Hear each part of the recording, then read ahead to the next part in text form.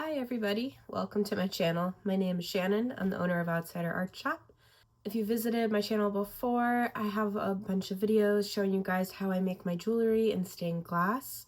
And I am a mixed media artist and I'm always dabbling in all different types of things. So today's video is going to be about this moon. So I'll pop a video here so you can see it in all its glory. It has a backlit LED light. So I have this in my bedroom as kind of a little mood lighting light.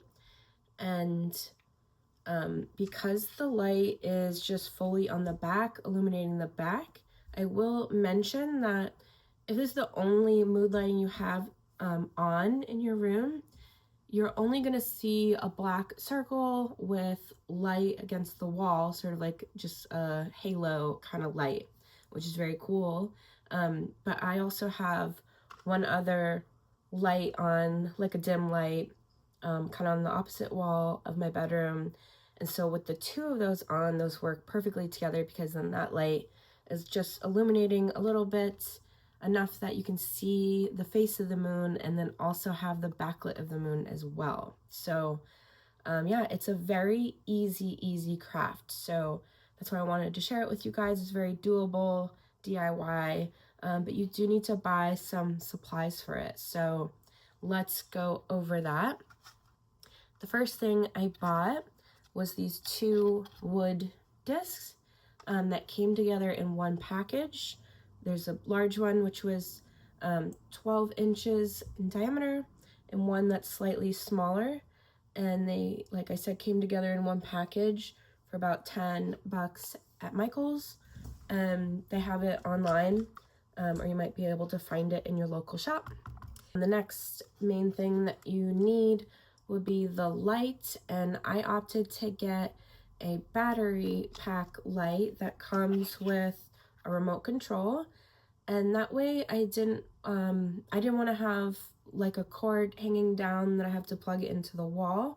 So I really love the battery pack remote combo, and they come in all different, you know, lighting types. I opted for just a warm white, but they offer ones that will go from warm to cool or several flashy colors or whatever. So you can choose what you want for that, but I'll link the one that I bought below. We also used a little bit of wood stain, a little bit of painter's tape. I used a wood glue to secure these two together, but you could use any type of glue. I used some D-rings and wire for hanging. I used a little bit of adhesive. I had a spray adhesive by Gorilla Glue, so that is what I used to spray on the wood before applying the cement. But I will say I'm not 100% sure if that's necessary.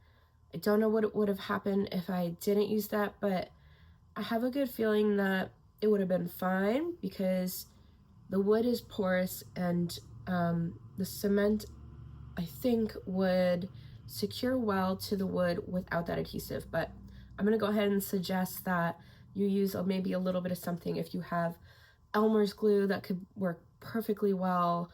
So keep that in mind. And then the last thing I used was the cement. So I saved that for last so we can talk a bit about that.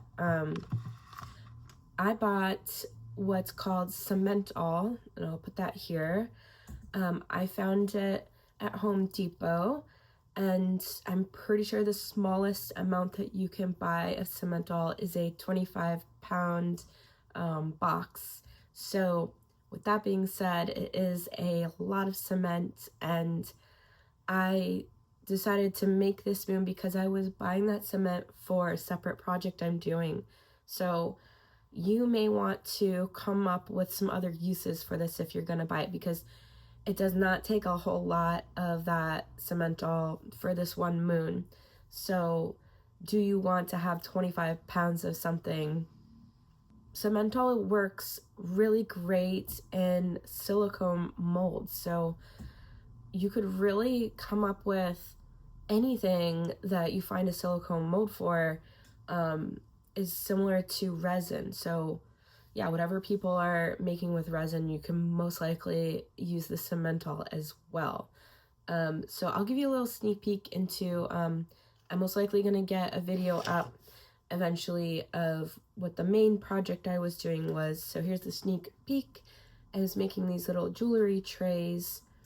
So you can see I have my rings on here, and it's it holds other pieces of jewelry in the tray. And I sculpted this by hand. This is my master copy with air dry clay and some other things. And then I made a silicone mold of this. And then I've been pouring Cementol into that silicone mold to now pump out a bunch of duplicates of this that I'll be selling at my next market alongside with my jewelry. So yeah, if you're interested in seeing that next video in the near future, definitely hit that subscribe button, and hopefully a lot of my other videos will appeal to you as well. So yeah, that's why I, found a need for this huge amount of cement. And then just another tip, if you are going to go buy it, I, at the very same trip to Home Depot, bought one of their big orange buckets with the lid. And so right in the parking lot, I poured that box into that bucket. So that way I could just carry the bucket into my house like that without having to transfer it later and, possibly make a mess. So little tip for you. And then one more thing I want to say about cement, and then we'll get right into showing you the process of how I put this all together, is so there's a few different types of cement and concrete, and you do not necessarily have to have the one Cementol for this project. If for some reason you can't find that locally, I think it is like not easy to buy online. So if you're not able to find it at your local hardware store, you can absolutely use another type of concrete.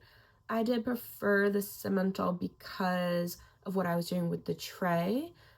Basically, Cementol is like the level 1 of concrete. It is the kind of liquid part without additives to it. When we talk about concrete, we're talking about cement mixed with things which are called aggregates. It's basically gravel. So then those form different types of concrete, which obviously are important for uses in construction. But we're not creating load-bearing things, we're creating crafts. So we don't need the extra gravel for that. So this is sturdy and strengthening enough without having chunky bits of gravel in it. So I wanted the smooth Cementol. This moon obviously has like a bunch of texture, and I was able to get that with the Cementol. But let's say you don't find it and you buy a different type of concrete. Do not stress. That'll work just fine with your moon, because the moon does have texture and rockiness. So use what you can find, and your moon is gonna look great either way. So that's all I wanted to mention about that, and let's get into making it.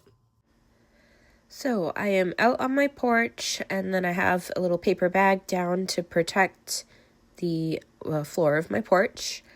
And the first thing I'm gonna do is take some painter's tape and go around the edge and just cover that edge that I want to stain later. I just didn't want to have concrete touching that part. I thought it would give it a little bit of a cleaner look. And then I went and took my spray adhesive, that was that orange bottle of Gorilla spray adhesive, and did a nice little coat. And then I'm going to start spreading my cement. So I'll talk to you about how I use this cement first. The ratio you want to mix is going to be 4:1. So it's 4 of the cement mix powder and 1 of water. You do not need a whole lot for this project, so I would recommend starting with at the max, let's say use a half a cup as your scoop. So if you're saying 4 scoops, then that's basically 2 cups. And then 1 scoop of water is a half a cup of water. And that'll give you probably just enough that you would need for this. If you want to start with less than that, you could use a quarter of a cup scoop and do 4 of those and 1 of water. And then you can always mix together a second batch and add a second batch. When the cement dries, it does dry fairly quickly. You can always add more to it, and you don't have to worry about spraying more adhesive or anything like that. It's going to bond together. So again, just layer up if you need to.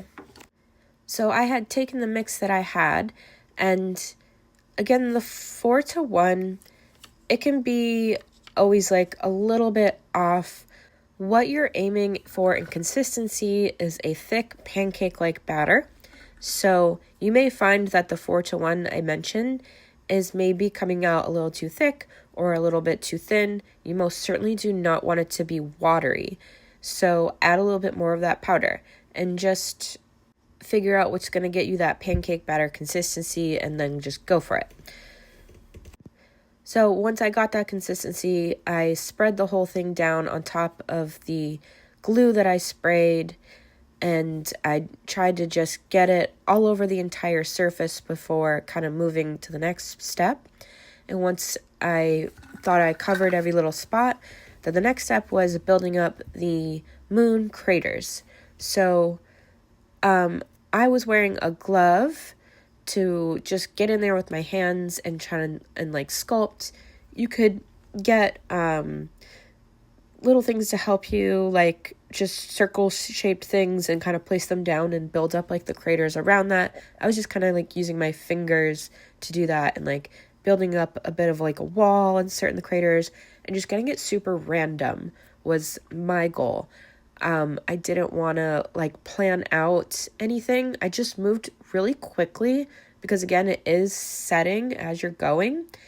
And if the concrete is getting too thick in your bowl, you can just add a little bit more water, loosen it up a bit, and just keep going and move quickly. So just start building craters, making little ones, making big ones.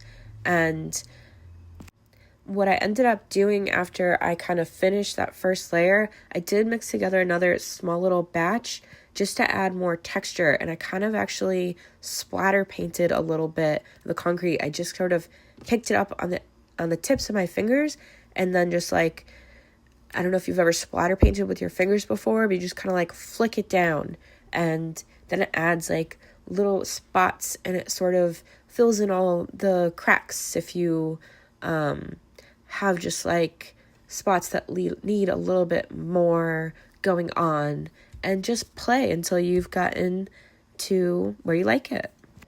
So at this point it is dry, and I've let it sit out.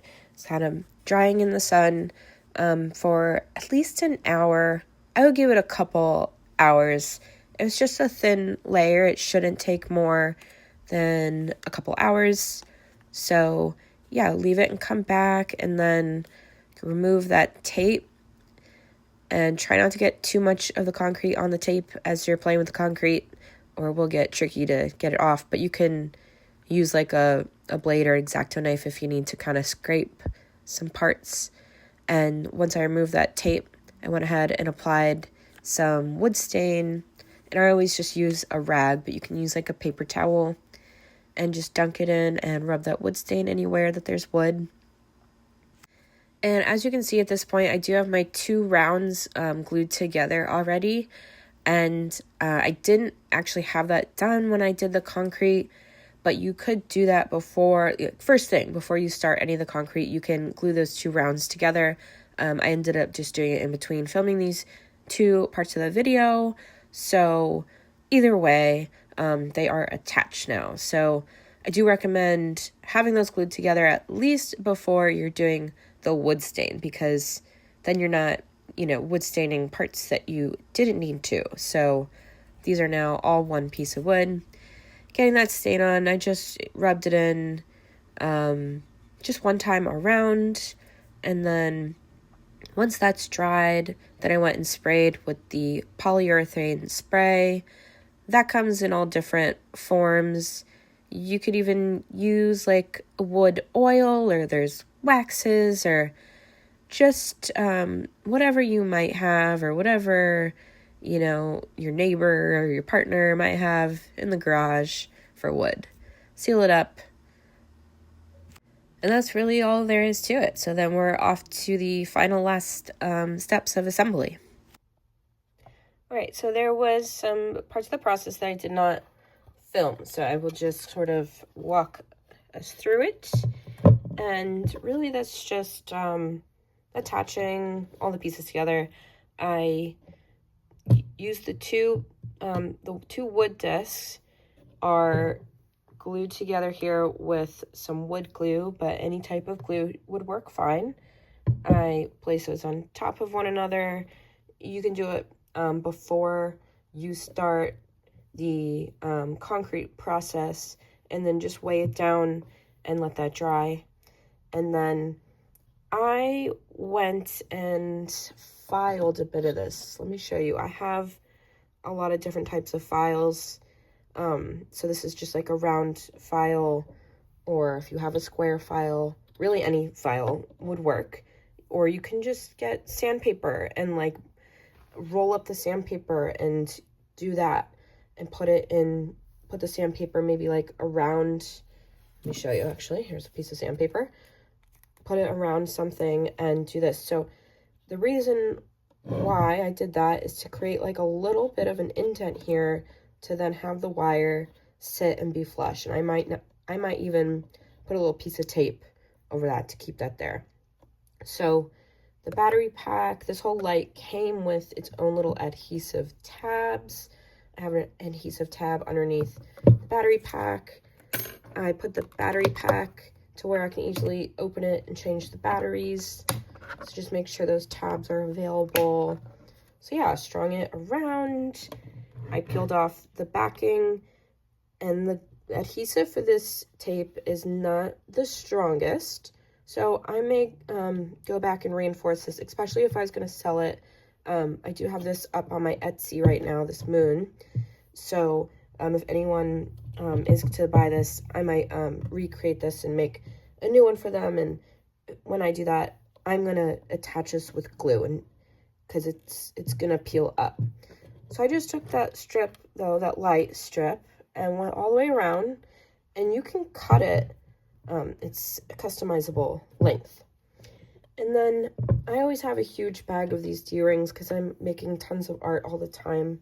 So this is what I had, but whatever you can use as a picture hanger should work fine. I like these because they can carry a lot of weight, and they're just nice and simple, easy to hang, and this wire length can be customizable that way. So that's why I like those. So that's it for today's video. I hope you guys enjoyed. Please leave any questions you have in the comment section, and like and subscribe to see more. We'll see you guys next time. Thanks so much. Bye.